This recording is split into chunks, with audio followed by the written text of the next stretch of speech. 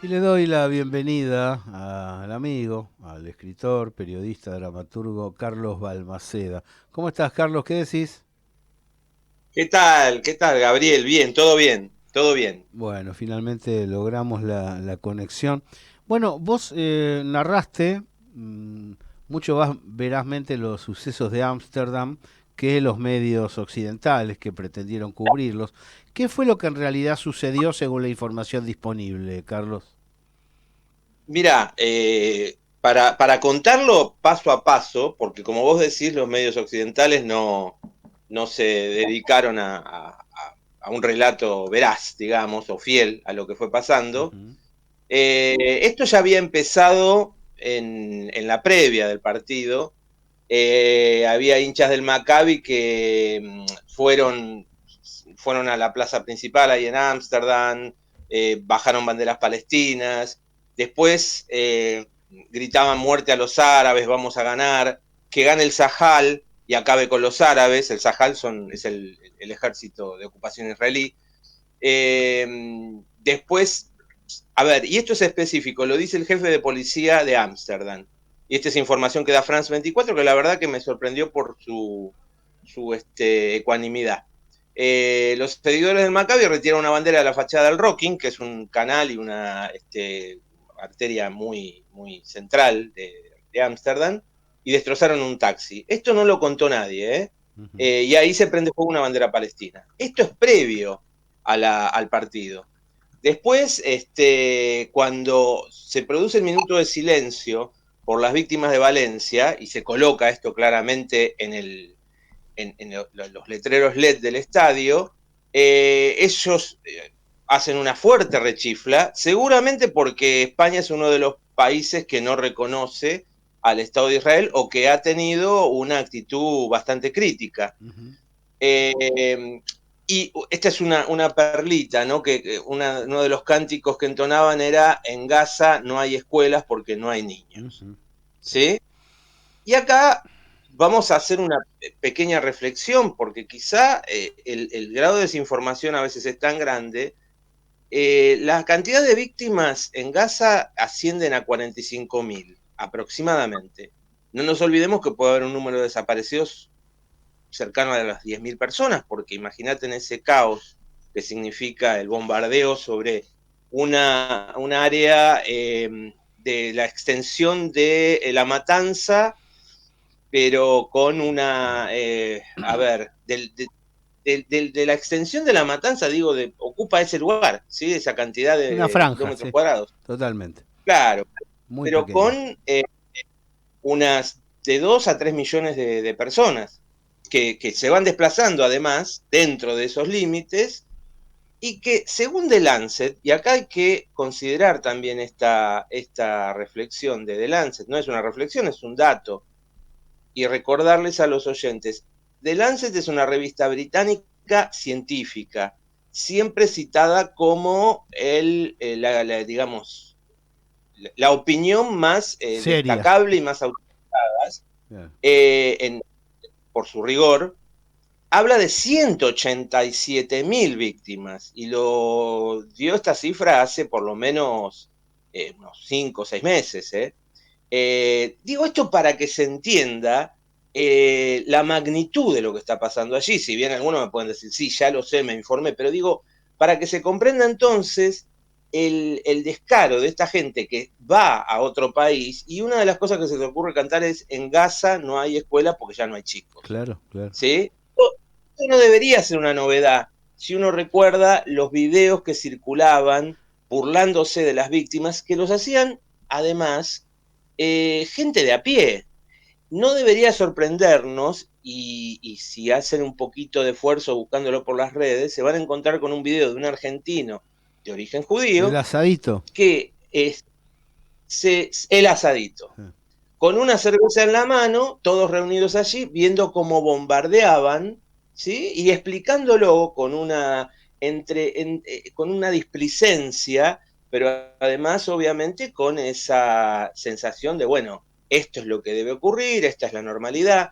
Entonces, no nos sorprendamos de esto. Después, obviamente, hubo una reacción. Hay, a ver, algunos los tiraron a los canales de la ciudad, hay otro que le empieza a gritar por los chicos, decí Palestina libre, y hay, pero este es uno de los videos más claros que hay, que le dice, te doy mi plata, no, grita Palestina libre. Digo, acá hay un quiebre en la consideración mundial sobre el Estado de Israel. Y esto sí que es un dato novedoso, porque lo que ha logrado el régimen terrorista israelí a lo largo de su historia es concitar la simpatía de toda la humanidad, casi siempre extorsionando a partir del hecho original espantoso, horroroso, no hay ninguna duda, del Holocausto. Sobre este hecho, y acá me voy a permitir hacer un desarrollo un poquito más grande, ¿no? Sobre el sionismo lo que ha hecho es capturar la identidad judía.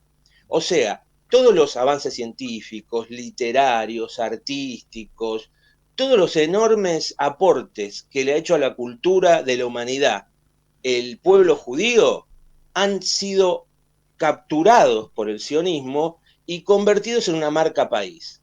Y en esta confusión han caído los propios judíos. Esto es un gran tema porque, a ver, cuando se habla de una especie de cambio de época que incluye lo existencial, me parece que en términos muy profundos va a haber que replantearse esto, va a haber que replantearse, y sobre todo los propios judíos van a tener que replantearse dejamos que una ideología que es supremacista, que es racista, que es genocida, capture nuestras identidades, nos parasite, les terminemos facilitando digamos, que se vuelva visible a través de lo judío el sionismo, o decimos no en mi nombre. Esto es fundamental. Fíjate la reacción que ocurrió con Norman Brisky, porque me parece que es muy didáctica.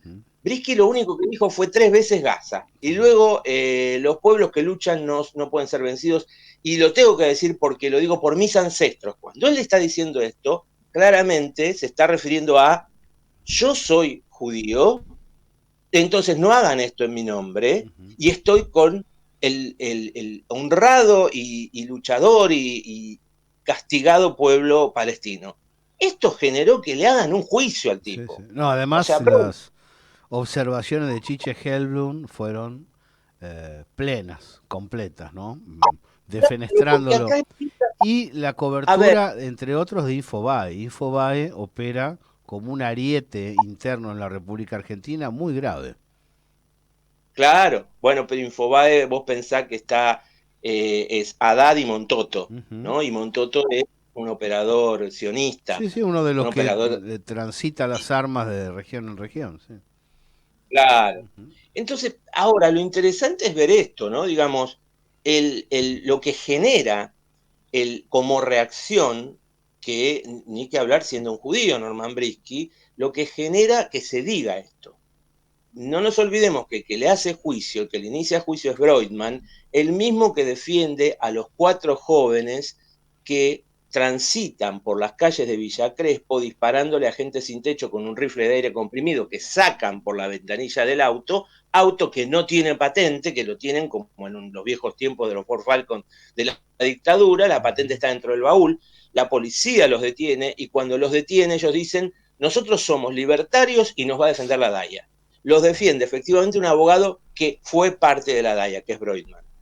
Esto, digo, para que se entienda, porque a nosotros, y acá, porque uno puede pensar, pero vos sos un palestinófilo, que defiende al pueblo palestino porque te cae simpático, porque la causa es noble. No, acá además hay que situarse en términos nacionales.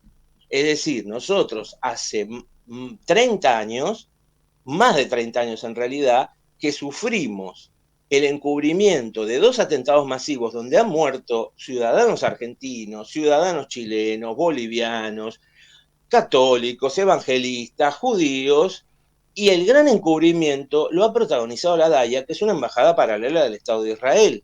Y nosotros tenemos hoy en este momento a el canciller que jura sobre la Torá, que defiende los intereses de el régimen terrorista israelí, claramente, Bertein. Entonces, Digo, esto no es para tenerlo como un costado, me parece que es, y además, como si esto fuera poco, con cada avance de un mujahidín en el Líbano o en Gaza, o incluso podríamos decir de un yemení, un iraquí de la resistencia, eh, cada uno de ellos que avanza, se produce este cambio increíble que está ocurriendo ante nuestros ojos en el planeta, este paso a la multipolaridad, y eso también nos afecta de manera definitiva. Al margen de que tendríamos que preguntarnos, bueno, aquí hay pueblos que realmente se oponen, como los yemeníes, en chancletas y siendo unos montañeses Sí, analfabetos, yo las últimas arrojando. semanas me han preguntado aluvionalmente qué representa la reunión del BRICS para Argentina y luego qué representa la elección de Trump para Argentina. Por lo pronto Argentina necesita construir un gobierno argentino y a partir de ahí podemos empezar a hablar. Porque si vos tenés un gobierno que lo entrega todo, la obligación de los poderes es absorberlo. Y un país como Claro, Argentina. claro. Carlos, estamos charlando con Carlos Balmaceda. No quería dejar pasar que le cuentes a los amigos por qué razón Maccabi tuvo que ir a jugar a Ámsterdam, por qué razón enfrentó al Ajax, por qué no jugó con alguien de su región. Bueno, lo interesante, mira, hay un par de cosas que son muy, muy destacables aquí. La Federación de Fútbol de Asia lo ha expulsado a Israel. Ujú. Digamos, esto refleja el carácter de paria que claramente ahora se empieza a notar de una manera contundente y definitiva, ¿sí? Porque, discúlpame que haga un pequeñísimo desarrollo, pero el Estado de Israel es un injerto geopolítico, es un experimento geopolítico de europeos que son trasvasados a un ámbito que solo en términos bíblicos puede reivindicarse como tierra propia, y lo hacen además de una manera, y esto es algo que tampoco se conoce, de un modo completamente, en términos supremacistas, ¿sí? O sea, el gran, el que se considera el padre de la sociología israelí y el que va a promover esa inmigración es Arthur Rupin. Arthur Rupin era un tipo que va a hacer, digamos, primero es una adalid del darwinismo social, es en sí un racista, ¿sí?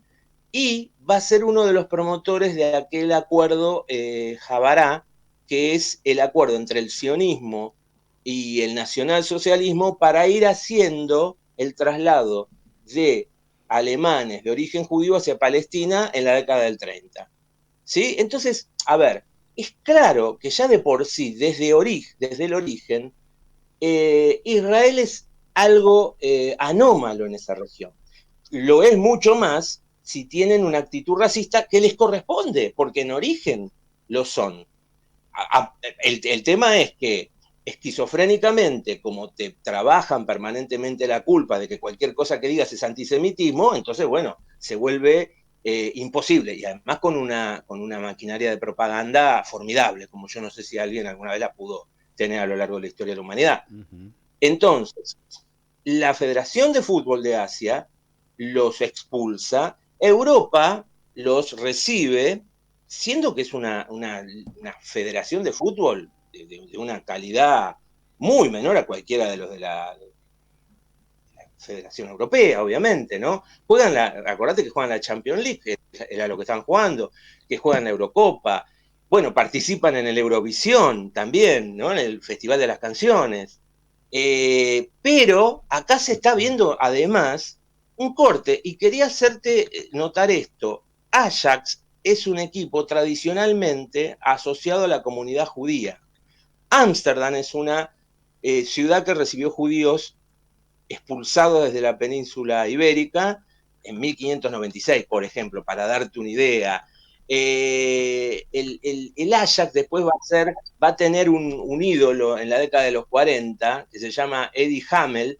Es un judío neoyorquino, no era el Ajax, perdón, pero es digamos, un ídolo del fútbol holandés es un judío neoyorquino que se termina muriendo en Auschwitz en 1940.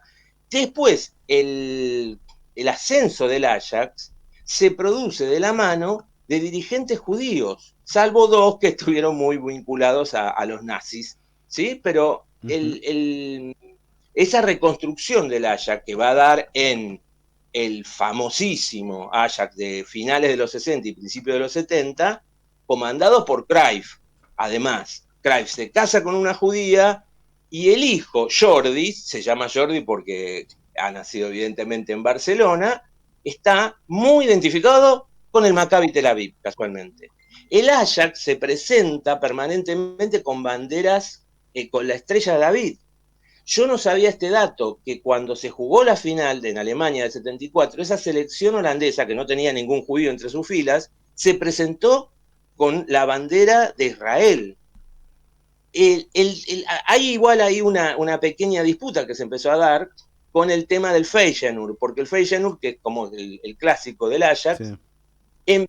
tomó esto como si dijéramos aquí, como suele pasar en el fútbol, sobre todo del ascenso, porque allá quedó Atlanta, como una forma velada o abiertamente racista de ataque. ¿Sí? Entonces, hubo toda una discusión sobre, bueno, pero si el Ajax en realidad no está conducido por judíos, si hay una identificación tradicional, ¿por qué tenemos que exponernos a esto? ¿Sí?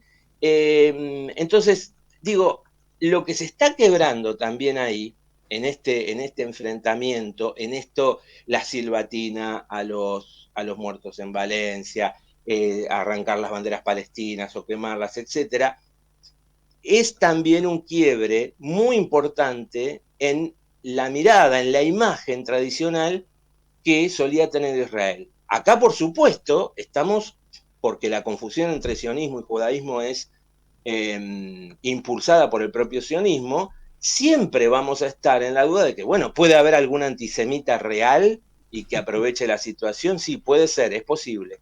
Pero de ahí a decir, como empezó a decir la prensa holandesa, las disculpas del rey, un líder de la extrema derecha, curiosamente, que se fue el más cercano en estos incidentes, el más solidario, que eran, lo que decían todos ellos eran que hubo pogroms, que lo que ocurrieron, que además había Claro, desaparecidos, en que no realidad cuando aparecían. uno sigue las crónicas más eficaces, se encuentra con que hubo reacción de los pobladores de Ámsterdam, reacción de los taxistas, reacción de el personal que trabaja habitualmente en la ciudad en contra de las agresiones que recibió de los visitantes. Claro. Esto es bastante común en la Patagonia, lo han experimentado mucha gente, ¿no? Porque las visitas de los reservistas israelíes a la Patagonia son muy, muy comunes y ha habido muchos incidentes. Ujú. Había incidentes incluso en Chile también, ¿sí? Entonces, hay un modo de ser. No nos olvidemos que las identidades, Gabriel, se construyen históricamente. Estamos hablando de un pueblo que está haciendo, y esto no lo digo yo, lo dice Ilan Papé en La limpieza étnica de Palestina, un profesor de historia, un tremendo historiador judío e israelí, ¿sí? Que dice hay un genocidio por goteo desde 1948. No es gratis asumir esa destrucción de un pueblo, asumirla así, como decíamos antes, como el del asadito, como los que hacían los videos burlándose de las víctimas palestinas. No es gratis, ¿sí? Y te cuento algo Claro que más. sí. Vos sabés que hablando de fútbol, en Israel tenés al Beitar, que es un equipo absolutamente racista. Que, a ver, la barra la barra brava del Beitar es absolutamente racista. Alguna vez un presidente de origen ruso se quiso hacer obviamente, una especie de SAT habrá armado, y quiso traer a dos jugadores chechenos. Bueno, cuando se enteraron que eran musulmanes, directamente salían con remeras de Mahoma 100% muerto, Ujú. ¿sí? Y no pudieron jugar nunca allí. Alguna vez un árabe israelí, o sea, un ciudadano israelí, pero de origen árabe, que casi logró poner a Israel en el Mundial, no recuerdo si fue del 2006. Habían pensado comprarlo, bueno, terminaron quemándole el coche al muchacho este. Ujú. Y él decía, y si yo estaba ahí me quemaban también. No Digo, quiero dejar pasar, para no escurrirle al bulto del aspecto local, que estas situaciones y la situación que se está viviendo en el gobierno nacional argentino, aunque parezca contradictorio mencionarlo de ese modo, implica insertar a la Argentina en una situación que eh, el pueblo argentino siempre le esquivó. Argentina es un país no racista, pese a la propaganda, y se lo quiere hacer aparecer como discriminador, como racista, metiendo una discusión ajena en nuestro territorio y poniendo como prioridades elementos que ya han sido superados por el pueblo argentino. Esto es muy difícil decirlo porque es de buen gusto decir que el pueblo argentino es fascista, ¿no? Es de, como podríamos decir, es una especie de lugar común del análisis político democrático. Lejos de eso, Jaureche lo percibió claramente, la Argentina se dio un gran trabajo de integración de los turcos y de los judíos, ¿no? De los turcos y de los rusos, de los sirio-libaneses y de los de origen israelí. Y sin embargo, se está echando por la borda toda esa tarea. bueno, lo que pasa que lo que nos hace argentinos y bastante excepcionales es el mestizaje. Claro. Entonces, en ese mestizaje no hay diferencias. Y de veras no hay diferencias. Y eso también, a ver, se lo debemos, y esto hay que empezar también a discutir un poco, se lo debemos ya a la propia conquista española. Y uso la palabra conquista porque lo fue, pero a ver, son los españoles los que inician ese ciclo de mestizaje. Entonces tenemos características muy propias de lo que es nuestra madre patria, desde la religión y la lengua, nada menos, son fundantes, pero además esa actitud de mestizaje, que por supuesto ha sido ya de por sí, digo, porque vos hablás al pueblo argentino, se lo tiene que tildar de fascista, de racista, y es también es una continuidad del ataque a la propia hispanidad, ¿eh? Ujú. Ojo con esto. La Esto, leyenda, la leyenda negra comandando la interpretación de los sucesos. claro, claro. Entonces me parece que esto, y acá, bueno, vamos a tener que empezar a discutir un poco más el tema, porque fíjate en qué terminó esta glorificación del sionismo, no del judaísmo. Porque no es judaísmo, tenemos que empezar a distinguir. Digo, yo hablaba recién de Norman Brisky, obviamente lo van a calificar como un judío que se odia a sí mismo. Esta es una clasificación teórica, ¿eh? Ellos han llegado a Sí, sí, hacer un conozco. desarrollo teórico. Noam Chomsky, Woody Allen, Juan Gelman, son todos judíos que se odian a sí mismos porque han criticado el Estado de Israel. O sea, es demasiada la desmesura de esto. Y lo que vos tenés frente a esto hoy es una potencia que estaba leyendo recién, que está postulándose a ser la duodécima potencia científica, que es Irán, ¿sí? Que es un país que ya no puede ser visto dentro de un eje del mal, que cada vez cuesta más decir, no, son unos musulmanes fundamentalistas, fanáticos y asesinos, esto se va transformando.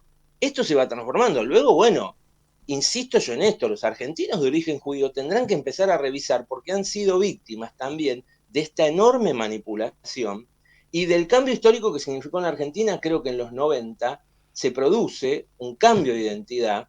Fíjate que en los 90, con los atentados, también rediseñan la propia identidad judía, no solo la identidad de la comunidad argentina, ¿sí? Porque Ujú. obviamente si te instalan en edificios que 30 años después siguen teniendo unos terribles bloques de cemento detrás, si empezás aislarte en countries que curiosamente terminan siendo guetos, Ujú. ¿sí? Porque digo que hay countries que son específicamente judíos o Vos sabés mayoritariamente que judíos. aquí hemos recomendado con ahínco la película Cara de Queso, a la cual vos hiciste Extraordinario. referencia hace poco. Hace varios años yo digo, mira, miren Cara de Queso porque ahí se denota buena parte de lo que significa la vida aislada, la vida en gueto, ¿no? Claro, claro, y se llama, el subtítulo de la película es Mi primer gueto. Ujú. Yo creo que lo que hizo Ariel Winograd ahí, el director, es extraordinario, pero no le de no haber sido fácil después transitar su convivencia con la comunidad judía, porque lo que él está mostrando es ese, a ver, se le llama, en términos familiares, ¿no? Eso, porque que no se tome como ofensivo, el ruso de country. Sí, sí. O sea, un tipo de judío que tiene determinado poder adquisitivo, determinados imaginarios, y que se vincula entre sí. Por ejemplo, el country es el lugar en donde todo es visible, es todo visible, pero entre ellos, digamos, en donde se tienen que destacar en el torneo intercountries, no es muy distinto a cualquier otro country en este sentido. Claro. Luego hay cosas muy específicas, ¿no? Hay cosas muy específicas que tienen que ver con el imaginario de los chicos y el liderazgo que tienen que ejercer, y por eso surge un bullying de un modo absolutamente cruel, que es el eje de la película, lo que pasa con las chicas y su imaginario de cómo encontrar pareja, con quién, cómo. Bueno, es un mundo. Está hace 4 meses la vi, que estaba en YouTube. O sea, Ujú. no, era difícil encontrarla. Entonces, yo se las recomiendo a los oyentes porque ahí van a empezar a entender esto, que me parece que es necesario, porque entre los cambios que van a venir, va a haber cambios enormes en las identidades. Yo lo que veo, en términos políticos, por ejemplo, yo veo una especie de demolición de identidades políticas. ¿Sí? ¿Sí? Vos hablabas recién me quedé muy sorprendido con el candidato alemán de BlackRock, no lo Ujú. puedo creer, pero Ujú. bueno, en realidad sí lo puedo creer. Yo que sí. Y ahí aparece Sarah Wagenknecht. Sarah Wagenknecht, que es una ex izquierdista, que sale de un partido llamado La Izquierda, y ella va y funda su partido, se llama Sarah Wagenknecht. Y la mina empieza a decir, bueno, está bien el tema de los inmigrantes, pero no pueden llegar con el descontrol que están llegando. Y además lo que tenemos que hacer es empezar a generar condiciones de control, de seguridad, de mejoras en sus propios países. Si les vas a hacer, obviamente, si los vas a invadir, los vas a destruir, los vas a tener acá siempre. Entonces, no tiene esa misma actitud que puede tener, no sé, los partidarios de Soros, que, bueno, fronteras abiertas para todo. Sarah Bannon tiene una actitud muy crítica y muy meditada, muy reflexiva sobre el tema del género, sobre Ujú. las políticas de género. Se vienen Y momentos tiene. muy distintos donde la prédica occidental va a tener que modificarse para poder tener algún tipo de anclaje a la hora de desarrollarse. Claro, Mientras tanto, las concreciones productivas de los multipolares van a ser determinantes, porque si caen en la tentación de ceder a la recaudación rápida, pueden llegar a tener más problemas de los que se prevén. Carlos sí. Balmaceda, te agradezco mucho esta comunicación. Si sobre Ámsterdam o sobre lo que fuere te quedó con el tintero, adelante. No, básicamente, insisto, me parece que, bueno, si esto puede servir eh, a los oyentes, traten de leer los diarios israelíes. De Times of Israel, Maarib, Haaretz, se traducen inmediatamente, casi automáticamente. Paséense por los titulares, compárenlos, vean The Tehran Times, también el diario iraní, que está muy bien escrito además, la verdad que es muy superior, te diría, es otra señal de cambio. Eh, Porque me parece que son, y en YouTube, en Negocios TV, El Mago de la Bolsa, o sea, el Ariel Umpierres, porque realmente van a tomar dimensión de lo que está ocurriendo allí. Lo que está ocurriendo allí es una derrota, no hay forma de ocultarlo ya a esta altura. Y atención, porque Israel va hacia la guerra más prolongada de su historia. En 5 meses escasos va a ocurrir esto, y a diferencia de la del 48, esta la está perdiendo. Son 7 frentes, si sumamos a lugares como Ámsterdam, se van a convertir en 8 en breve, Y vos tenés a tipos como Smotrich, un racista de primera, que es el ministro de Finanzas de Israel, que está diciendo, vamos a anexar Cisjordania, ahora que asumió Trump. Y aparecen, por ejemplo, en un titular de The Times of Israel, dicen, bueno, no, parece que asesores de Trump están diciendo, miren que no va a ser tan fácil, ¿eh? Claro. Esto es muy interesante. Vos recién mencionabas a Marco Rubio ahí. Marco Rubio va a reemplazar a Pompeo, que ya no lo dejan entrar. Ese era un gran halcón. Todo el Eh, atlantismo quedó fuera. Los que se sumaron claro, a la... Y el que está teniendo la voz cantante es muy interesante. Hoy contribuimos a la difusión de un segmento muy explicativo. Es Robert Kennedy Jr., que se plegó a la claro, campaña republicana ante la sorpresa, el azoramiento de todos los demócratas. claro, claro. Sí, sí, sí, sí. Un abrazo, Carlos, Así, gracias. muchas gracias, Gabriel.